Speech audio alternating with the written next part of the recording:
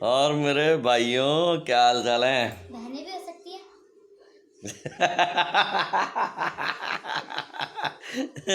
चलो अगर बहनें हैं तो बहनों भी क्या हाल चाल है। ये मेरी बेटी है नटखट।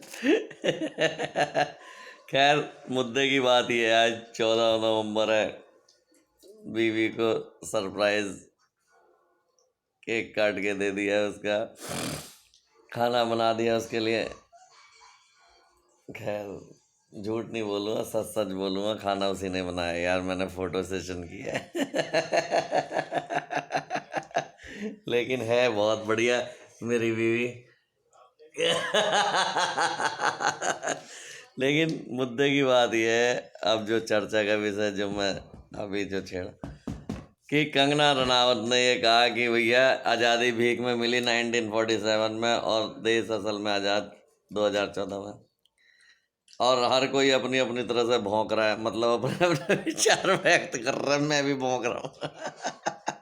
कुछ ही लेकिन देखो, अधिकांश आदमी हमारे देश में, हमारे यहाँ 99% आदमी जो है क्या करता है, शब्द पकड़ता है।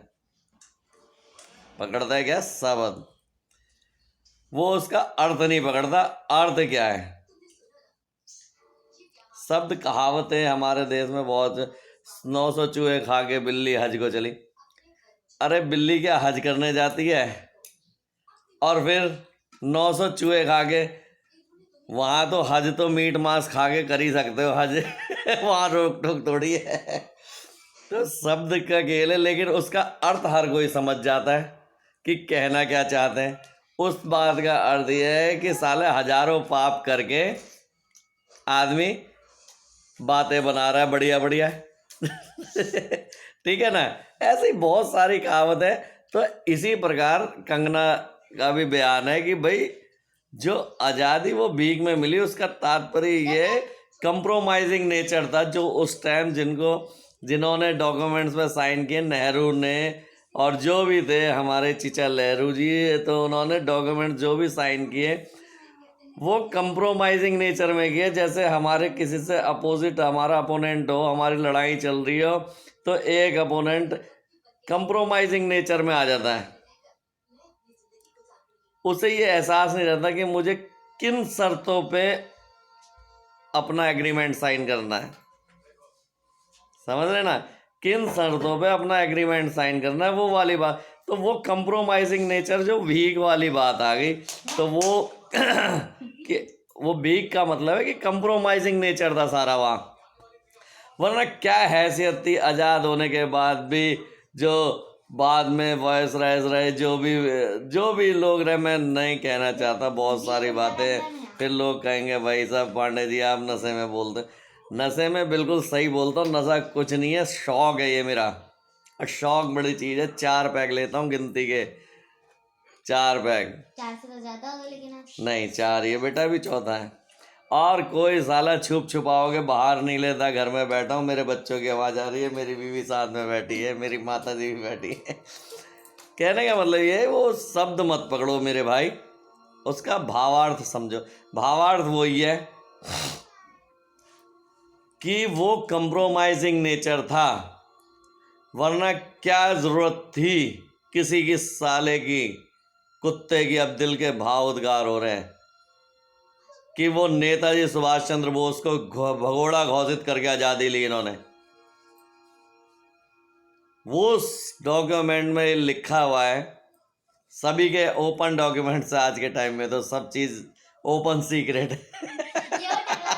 आज गूगल, विकीपीडिया और इतना मीडिया के बाद डिजिटल क्रांति से कहते लादिब दांदी तंतु तल लाए तंतु। अबे अब कंप्यूटर आया है मोदी राज में। वो एक कंप्यूटर अपने घर में ला के रख ले, उसे कंप्यूटर क्रांति नहीं कहते। कंप्यूटर क्रांति ये से कहते जी आज कुछ भी कर लो। तो आज आप कुछ भी देख लो। ये बात ये कि क्यों भगोड़ा घोषित कर दिया भाई सुभाष चंद्र बोस को, कि जी अगर वो जिंदा या जो भी मुर्दा मिलेगा वो उनको वो अंग्रेजों को सौंपेंगे। लिखित रिटर्न डॉक्यूमेंट्स है, डॉक्यूमेंट्री एविडेंस है, काहे को, किस बात पे? तो ये क्या है? कंप्रोमाइजिंग नेचर है ना, भीख में मिली हुई आज़ादी है ना ये। ऐसी सैकड़ों हजारों बातें हैं। सैकड़ों हजारों बातों में ये भी रिटर्न में है कि भाई जो आप गवर्नेंस चलाओगे वो उन्हीं कानूनों पर चलाओगे, ब्रिटिश कानून में, जो ब्रिटिशर्स ने जो कानून चलाए थे उन्हीं उसी पे चलाओगे आप देश को।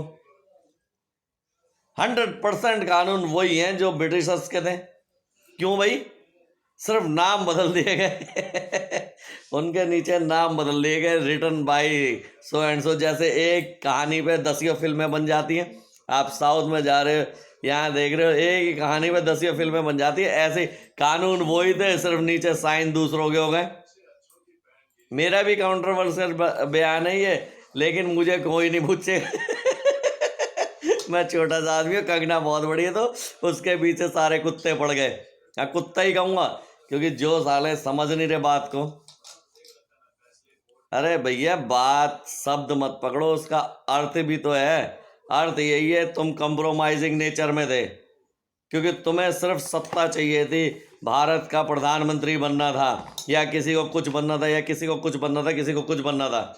भाई जल्दी ले लो, जल्दी अपने पास आ रहा है, माल आ रहा है।